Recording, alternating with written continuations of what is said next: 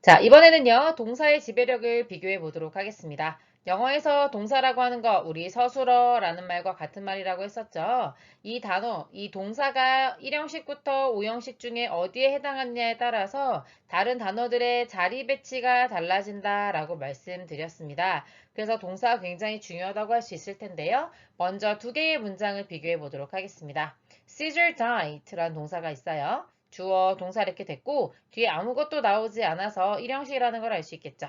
그 다음에 Brutus killed Caesar이라고 되어 있습니다. 자, killed라고 하는 것이 동사가 되겠고 Caesar는 사람의 이름이기 때문에 목적어라는 걸 우리가 알 수 있습니다. 그래서 이거를 삼형식 동사 이렇게 부르게 되는 거죠. die는요, 애초에 죽다라는 의미이지 누구누구를 죽이다라는 의미는 전혀 존재하지 않습니다. 그래서 Caesar가 죽었다 이렇게만 표현할 수 있다는 거고요. kill 같은 경우는 주어가 죽었다는 게 중요하지 않습니다. 그런 의미가 아니고 누구누구를 죽였다라는 의미가 더 강하다는 거죠. 그래서 kill은 죽다가 아니라 누구누구를 죽였다라고 해석해 주셔야 되겠습니다.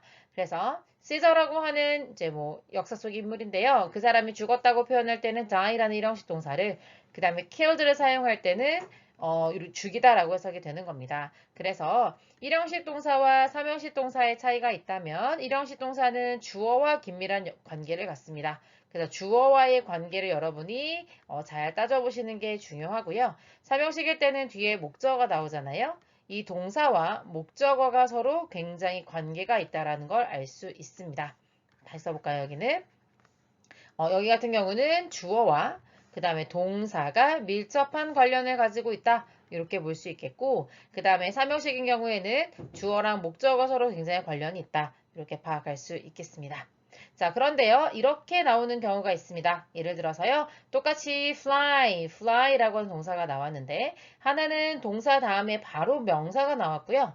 하나는 동사 뒤에 명사가 나오긴 했는데 가운데 전치사를 이렇게 끼워서 오게 되는 경우가 있습니다. like는 뭐뭐처럼 이라고 해석이 되는 대표적인 전치사이거든요. 자, 이런 경우에는 잘 보셔야 돼요.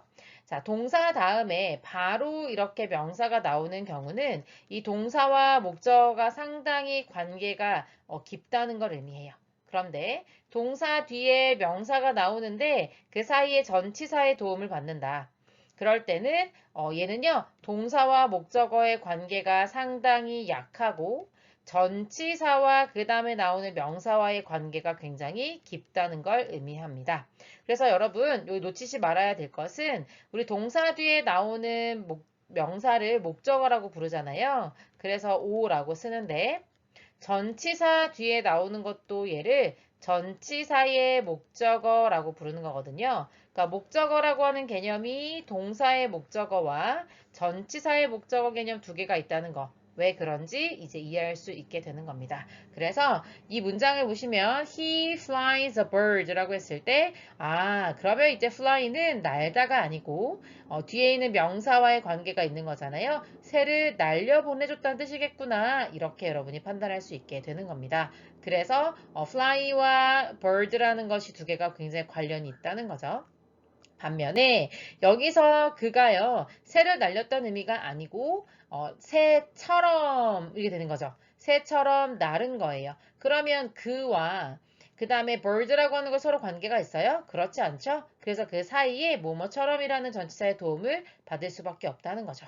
그런데 어쨌든 전치사 더하기 명사 구조니까 둥근 괄호 열고 닫으면 주어랑 동사밖에 없으니까 일형식 동사라고 판단할 수 있는 겁니다. 이해되셨을까요? 상당히 어려운 얘기 하고 있는 거 맞습니다. 그러면 조금 이제는 이론적인 거 빼고 여러분의 감각을 좀 키워볼게요. 똑같이 그녀는 말합니다 라고 되어 있는데요. speak 다음에 English라고 하는 명사가 그대로 나왔네요. 자, 명사가 이렇게 동사 뒤에 배치됐어요. 네, 목적어라는 걸 의미하는 거죠. speak, 삼형식 동사인 겁니다.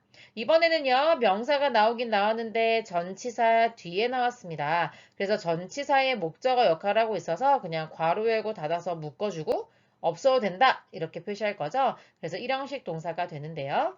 자, 밑에 있는 삼형식 동사 같은 경우는 영어를 말하는 거예요. 그래서 영어 자체를 사용한다라고 하는 의미, 즉 동사와 목적어의 관계가 굉장히 깊고요. 여기 첫 번째 speak이 일형식으로 쓰이는 경우에는요. 영어를 말하는 게 아니에요. 무언가를 말하지만 그 무언가가 중요하지 않고 영어로 무언가를 근데 이제 무언가를 쓰지 않은 거죠. 중요하지 않으니까 안 썼어요. 그래서 목적어 없이 일형식 동사라고 부르는 거거든요. 그래서 영어로 말하다 이렇게 관계가 되는 거죠. 그래서 여기서 English는 앞에 있는 전치사 in과 관련이 있고 이때 English는 앞에 있는 speak이라는 동사와 관련이 깊어지게 되는 겁니다. 자, 그러면 요 문장 한번 볼까요? 나는 smell 이렇게 되는데요. 만약에 내가 I smell garlic 이라고 만약에 표현을 하면 그러면 나는요. 갈릭의 냄새를 맡는 거예요. 마늘을 냄새 맡는 거죠. 그럴 때는 주어, 삼형식 동사, 목적어로 할 수 있는데 여기 지금 보니까 of라는 전치사가 나왔어요. 그 말은 지금 smell, 직접 맡는 대상이 garlic이 아니고 뭐뭐에 대하여라는 의미의 전치사가 중간에 들어갔으니까 동사와의 관계가 굉장히 약해졌다고 볼 수 있겠죠? 이거는 나한테서 마늘 냄새가 나 이런 의미가 돼요. 마늘 냄새가 나. 그래서 내가 직접 마늘 냄새를 맡는 것이 아니라 그런 냄새가 난다는 걸 의미하기 위해서 of를 사용하는 거죠. 그래서 동사와의 관련이 깊지 않습니다. 이럴 때 일형식 동사라고 한다는 겁니다. 자, 그리고 역시 냄새가 나긴 하는데 좋은 냄새가 납니다. 그래서 커피에 대해서 좋은 냄새가 난다고 보충 설명해 주고 있죠. 이럴 때는 이 형식이다. 이렇게 판단할 수 있죠. 그래서 smell이라고 하는 동사가 있는데 얘가 1형식, 2형식, 3형식 다 쓸 수 있잖아요. 그럴 때 왜 이런 구조일 수밖에 없는지를 기억하시는 게 중요하겠습니다. 자, 두 번째는요.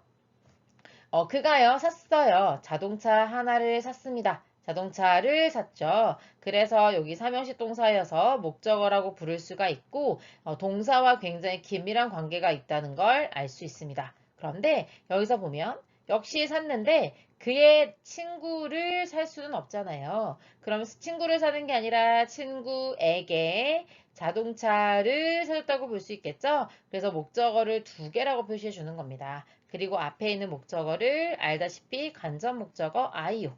그 다음에 뒤에 나오는 occur를 직접 목적어 do라고 불러주는 거죠.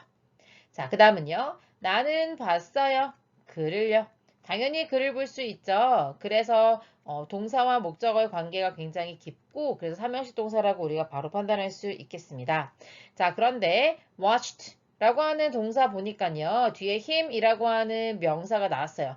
글을 보긴 봤는데 그가 뭐 하고 있는 거예요? 날고 있는 거예요. 그래서 그에 대한 보충 설명을 해주잖아요. 그러면 목적격 보어라고 부르고 이번에는 watch를 오형식 동사라고 부르자 이렇게 바뀌게 되는 거거든요. 어때요? 동사에 따라서 뒤에 나오는 것들이 결정이 되고 그리고 뒤에 나오는 걸 통해서 다시 한번 우리가 동사를 판단할 수 있는 거 하실 수 있을까요? 네, 충분히 할 수 있는 부분입니다.